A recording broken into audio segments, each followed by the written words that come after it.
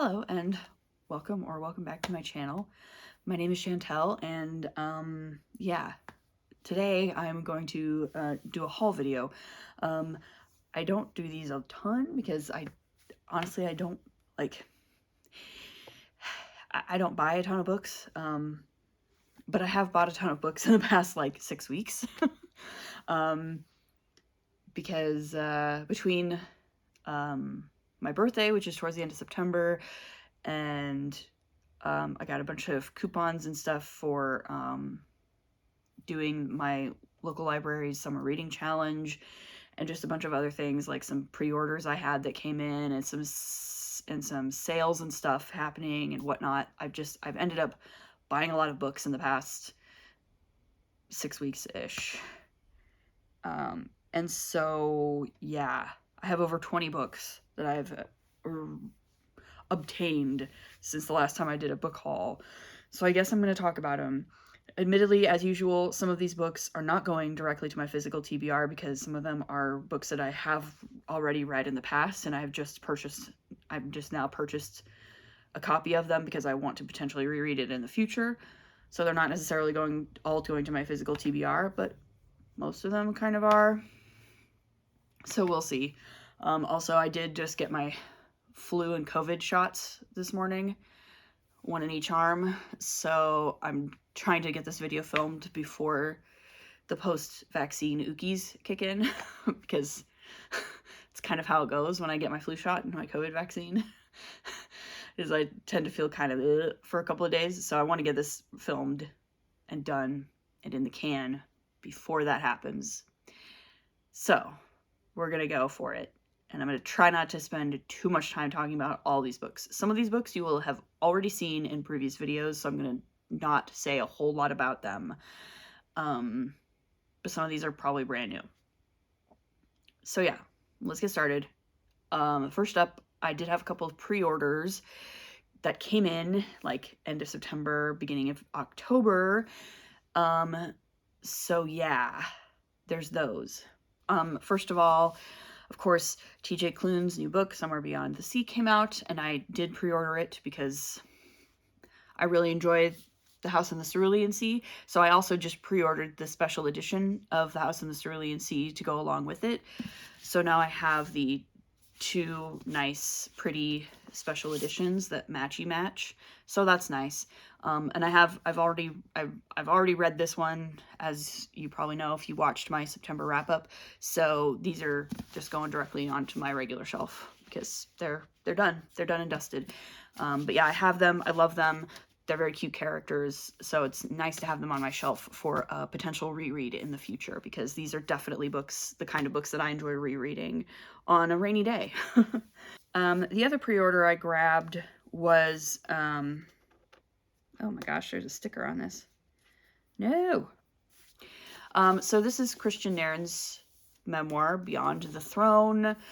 If you're familiar with the HBO series Game of Thrones, based on the books by George R.R. Martin, he played Hodor in that television series, famously. And yeah, he's a great actor. He's also like a DJ and musician and a drag queen and a lot of other things, and just generally a very interesting person. And he was also Wee John in Our Flag Means Death, which is like one of my favorite television series ever. So it's just like, I don't often, or if ever, buy memoirs unless it's written by someone that I just genuinely think is a very interesting person, or someone that I particularly admire, or someone that I just want to like support and go out of my way to support. And in this case, Christian Nairn is somebody that I actively want to support. So I pre-ordered his book.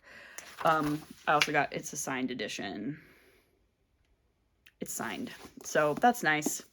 I'll read that at some point. But yeah, I just wanted to support somebody that I think is worth supporting.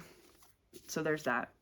Then I had my birthday towards the end of September, and I only got one book as a birthday gift, but it's a good one. This is the Atlas of Middle-earth by Karen Wynne Fonstad.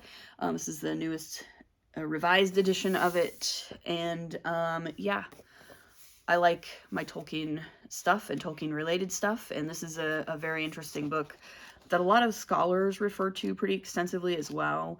It's very detailed, has a lot of maps in it. Obviously, it's an atlas, so it's more of a reference book than a book that you would necessarily want to like read from cover to cover. But it's a nice addition to my sort of Tolkien and Tolkien-esque, Tolkien-related collection, which is currently down sort of on the bottom shelf here. You can't see it, it's out of frame, but it's all my Tolkien and Tolkien-related books are basically along this bottom shelf here. And yeah, so it's, my best friend gave this to me, among a few other things that are not books, but yeah. So I got this for my birthday. So this is the one book in this video that I have not actually purchased myself. This was a gift. Then I had a new indie bookstore open up in my neighborhood, like literally like quite close to where I live, which is super cool. I love that. It's a great little indie bookstore, and so I had to go over there and check it out because I like to patronize local small businesses, and so I think it is worth it personally to go out of my way to patronize them. And so the first week or so that she was open, I went over there to check it out, and it's a very, very adorable little indie bookstore. If you're in the Lincoln, Nebraska area, Sower Books is a really great place. You should check it out. And I bought a few books there. So a couple of these books you've already seen in my October TBR, and in fact I have already read one of them, and that is this Henry James collection that includes The Turn of the Screw and several other ghost stories. I've finished reading this like last night, so I'm not going to say much about it, but it'll be in my October wrap-up video as well. And then I also picked up this collection of Shirley Jackson's scary stories called Dark Tales. So hopefully, I'm hoping to get to this one as well this month. And then I also picked up at this indie bookstore To Shape a Dragon's Breath by Monoquill Blackgoose. This is a book that I'm intending to read for my fantasy bingo board, and so that's mostly why I decided to purchase it, because I saw it there and I was like, that's a book that I want to read for my fantasy bingo board, so I should probably get it so that it's just sitting. If it's sitting on my physical TBR, then I'm going to constantly be reminded of its presence, and I'm going to be more likely to actually pick it up and get it read by the time before, the end of March or whatever. So yeah, this is another one that I've added, and I'm also just like really excited to read this. I've heard like so many good things about this book. I really super duper want to read this. So yeah. And then I had a coupon for I had some coupons for a couple of other sort of local booksellers in my area. So I went to another indie bookstore and picked up this copy of Mary Shelley's Frankenstein, which again is a book I've read before, but I just did not own a copy of it. So now I do, and it's just going to go on my shelf. I might try to reread this. I have a lot that I want to read in October though, so I don't know what I'm going to get to. This is relatively low on my priority list, unfortunately, but I definitely do want to try to get to this. I'd like to do a reread of this because it's been a long time since I've read Frankenstein, so it would be nice if I could get a reread of this in at some point. We'll see. And then also there, I was noticing on the shelf, this is T. Kingfisher's latest release, The Sorceress Comes to Call, which again, I love T. Kingfisher. I've been working my way through her body of work, and this is her latest release. And I particularly love her sort of dark, twisted fairy tale retellings, and that's what this is. This is a sort of retelling of the Goose Girl fairy story. So, and I've heard really, really good things about it. I've heard this compared very favorably to Nettle and Bone, which is possibly my favorite T. Kingfisher that I've read so far. So I'm very excited to read this one. And then I had some Barnes & Noble coupons to use, as per usual. So I did pick up Fevered Star and Mirrored Heavens by Rebecca Roanhorse. I just finished my reread of Black Sun, and I want to finish the trilogy, and since I own Black Sun, I wanted to buy the other two in this trilogy, so I did. I got them. I'm really enjoying it. I can't wait to find out what happens next, so I'll definitely be getting to these in the very near future. I also did finally grab a copy of Rebecca that I don't hate the cover of. I think I just got this used off of like an Amazon seller. So yeah, don't hate this cover. I'm excited to read this again. This is another one that like I want to really try and get to reading in October if I possibly can fit it in. We shall see. And then I was also at my Barnes & Noble store, and I was making some purchases for my nephew, who just turned 6 at the beginning of October. And I saw this book on a table and was like, that's a really pretty cover. And then I realized that I still needed to get a book for the Judge a Book by Its Cover prompt on the fantasy bingo board. So I picked this up because I actually don't know anything about this. And so I'm going to judge a book by its cover, and I think this is a really cool and pretty cover. I love the color scheme. I love the design on it. I don't know exactly what this is, but yeah, it's called Alien Clay. It's by Adrian Tchaikovsky. Tchaikovsky's a writer that I know of, but I have not read, and I've been intending to read for a while. This seems to be a standalone, as far as I can tell, which is good. I don't want to accidentally pick up a book that's like in the middle of a series. So I was able to grab this for a cover thing. I haven't even read the back. I don't even know like the synopsis of this book. That's the point of the prompt, is to just read a book essentially with zero information about it except for, you know, the cover and the title and the author. So we'll see what I get out of this, if I get anything out of it. I don't know. But yeah, so this is for my judge a book by its cover prompt. Then I had like a 20% off or something coupon to one of my local used bookstores that I really enjoy patronizing, and so I was able to pick up a couple of books there. First, I found this really amazingly 90s cover of The Lies of Lcklora by Scott Lynch. Considering this book was published, I think, in like 2009, it's really funny. This cover to me is very, very funny.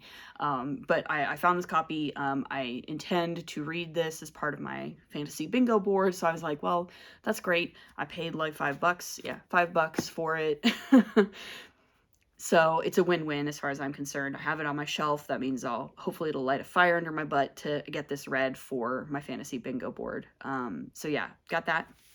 And I also picked up, just for funsies, this copy of Wolf Hall by Hilary Mantel. I have not read Wolf Hall. I've not read any Hilary Mantel, actually, which is kind of a shame considering I enjoy historical fiction.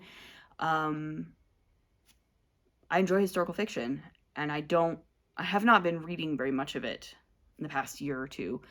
So I want to get back into it. So hopefully this will help me get back into it a little bit.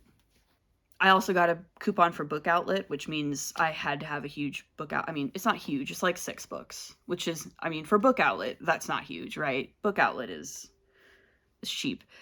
So I could have easily gotten a lot more books than this, but I ended up getting 6 books from Book Outlet. 4 of them are books I've already read and are just going to go straight on my regular shelf. So only 2 are books that are going to my TBR shelf. The 4 books that I already read, first up I picked up The Left Hand of Darkness by Ursula Le Guin. I really love this book. I've talked about it once or twice, I think, in some of my videos. Particularly, I think if you go back to one of my very first videos I did, which is like some of my favorite books of all time or something like that. I talk about it in there because this is kind of a really formative book for me. I just did not happen to own a copy of it. And I found this on Book Outlet for like $3, so I decided I should pick it up. Apart from this, I've only read like a couple of the Earthsea books, which I also really liked. I definitely need to read more Le Guin going forward.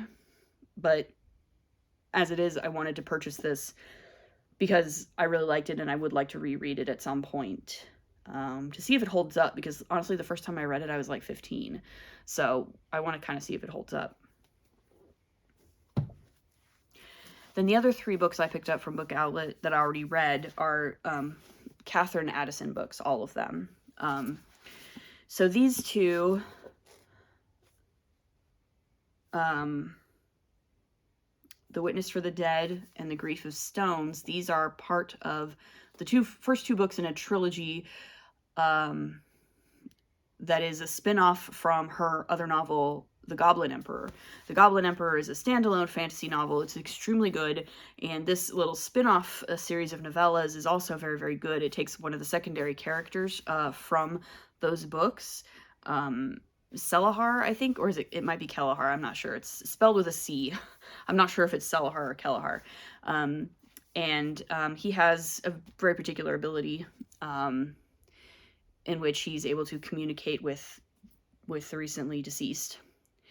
And he's essentially a priest type character. And so his job is basically to sort of help people figure out, you know, if somebody dies mysteriously, he can try to help figure out how they died. If there's like a dispute over a will or inheritance or something like that, he can often speak to the dead person and maybe suss out what their final wishes were or something like that. So that's kind of his job. And this little trilogy is about him and his life after his appearance in The Goblin Emperor, and it's quite good. I think the third book in this trilogy either just came out recently or is going to come out very soon, and I will definitely be picking it up because I really, really like these. The only problem I have with these books is that this one is smaller than the other one, and I don't like that. That kind of bothers me, but there's not really anything I can do about it. And this one is just a standalone. The Angel of the Crows is a standalone fantasy. It's sort of an almost urban-ish or Victorian-ish fantasy about angels in like Victorian London. And I really liked this as well. The relationships in these books are just really interesting and subtle and well written. And yeah, Katherine Addison is just a really good author, and I was glad that I was able to find a few of her books on Book Outlet for very cheap that I can add to my collection. So yeah, I've read all these. These will be going directly to my regular bookshelf, and they're quite good. And so then the two books that I picked up from Book Outlet that are going to be on my TBR shelf, first of all is I got Sunbringer by Hannah Kaner. So this is the sequel to Godkiller, which I read earlier this year. So and I own it, so I figured I'd complete the set since they had it. And so I will plan on reading this relatively soon. And then I also picked up Wool by Hugh Howey. This is the first book in the Silo trilogy, and this is another book that I have on my list for Fantasy Bingo, so I'm going to be trying to get this read by the end of March. We'll see how we go, but yeah, this is another Fantasy Bingo pick, basically. So that's my Book Outlet haul. And then finally, I have a few nonfiction pickups. I had like a 20% off coupon for my local university press, which is the University of Nebraska. And so I picked up this enormous honker of a book, Continental Reckoning, The American West in the Age of Expansion by Elliot West. This is, I believe, a Pulitzer nominee this year. So, yeah, it's quite a chunker. The thing that I have when I'm buying books a lot of times is I don't pay attention to how long they are. I don't look at the page count, or I don't like register the page count as I'm ordering it online, and so then I actually get it in the box, and I'm like, oh, that's a really big book. So this happened to me with this one. And it happened to me with another one that I'm going to show you in a minute here. But yeah, so this one was just like, oh yeah, sure, that looks interesting. It's nominated for a Pulitzer Prize, and I was able to get it 20% off, so I picked it up. I might try to read this by the end of the year, because this would be a good Historathon Q4 read, potentially, if I can get to it. I don't know how long I don't know if I'll be able to get to it. It's quite large. And then, finally,